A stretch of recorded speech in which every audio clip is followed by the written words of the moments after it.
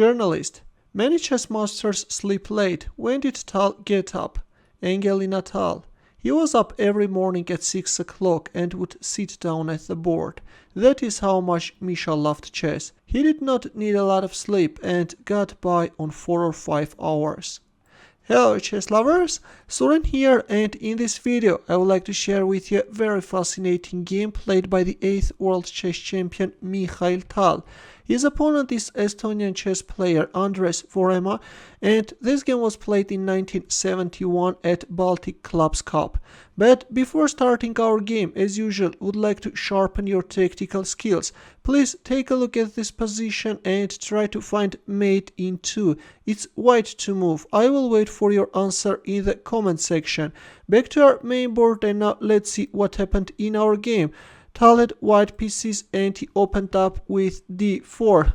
Vooremaa responded with d5 and we have c4, e6, knight f3, knight f6 and g3. Tal goes for Catalan opening, where white adopts a combination of the queen's gambit and reti opening. Bishop e7, bishop g2, we have castling by both sides, c6, b3. White is also preparing to fianchetto his queenside bishop, queen c2, b6, knight c3, bishop a6, rook d1, rook c8, bishop b2, b5. Tal played c5 and b4. Yes, black is opening up the light squared bishop's diagonal. Knight a4, bishop b5, a3, a5, and knight e1. Tal wants to bring his knight on d3 and target the pawn on b4. Queen c7 was played. We have a takes b4, a takes b4, and knight d3. After which black captured on d3 and removed the attacking piece. Queen takes d3, rook a8. Black is bringing his rook on the open file, bishop c1. Meanwhile, white is looking for a more active diagonal for his dark squared bishop, and e5. Yes, an important move in typical positions, which is freeing black's position. D takes e5, knight takes e5, queen d4, and knight fd7. Not a good move. Instead of playing knight fd7, it was better to put on d7 the e-knight. The problem with this knight fd7 is that now the knight on e5 steps into a pin. Bishop f4 is on the board. Bishop f6, and in here simply we have queen takes b4, rook b8, queen a3, rook b5. Yes, black is coming after the pawn on c5. And meanwhile, white is making his position more active. e4 is on the board. D takes e4, knight c3, rook takes c5, and knight takes e4.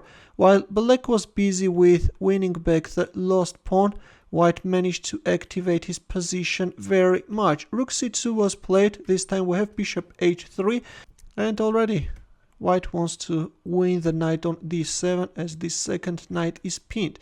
Knight f3 check, and king g2, knight e5, and rook d7, although in here Tal could first damage black's pawn structure and then play bishop f5, but in our game after knight d5 we first see rook d7, queen b8, and bishop f5. The threat is knight takes f6 check, followed by bishop takes c2.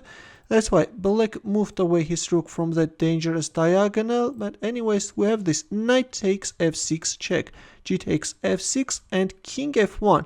Not a good move. This allows black to equalize the game. Instead of playing king f1, it was better to play queen e7 in order to exploit the weaknesses of the dark squares. And now if a move like rook e8, then simply queen takes f7 check, and then bishop takes b8, and this endgame favors white. White has a huge advantage. The idea of bishop b1 is to bring it on this a2 g8 diagonal and keep pressure on f7 in case black captures on b3. And yes, white has a huge advantage, but in our game after g takes f6 we have king f1. And now as you can see, with his last move white attacked black rook. But here black made a terrible mistake and played queen b5, protected the rook and created a mating threat. But instead of playing queen b5, it was better to play rook e8. It's very important to move away the rook from this dangerous diagonal, cover the e7 square, indirectly protect the rook, and already, yes, black is threatening queen b5. Now if king takes e2, then queen b5 check is coming, and then knight takes d7, discover check. And actually by grabbing two pieces, black is managing to equalize the game. The position is equal, but black missed his chance, and after king f1 protected his rook. And at the same time, black actually created a devastating mating threat. Right now the threat is rook e1 double check, followed by queen f1 checkmate. Also, this rook is hanging, and on the surface it looks like that the game is over, white is losing. But in here, Tal managed to find a fantastic continuation, and he actually made a move and black resigned. Pause the video and try to find a winning move for white. Ready? In here, Tal played queen takes f8 check and black resigned. Yes, this was the move which Andres Vooremaa missed. White is simply exploiting the weakness of the 8th rank. Now if king takes f8, then first bishop h6 check is coming, and then the rook is joining the attack and black king is getting checkmated.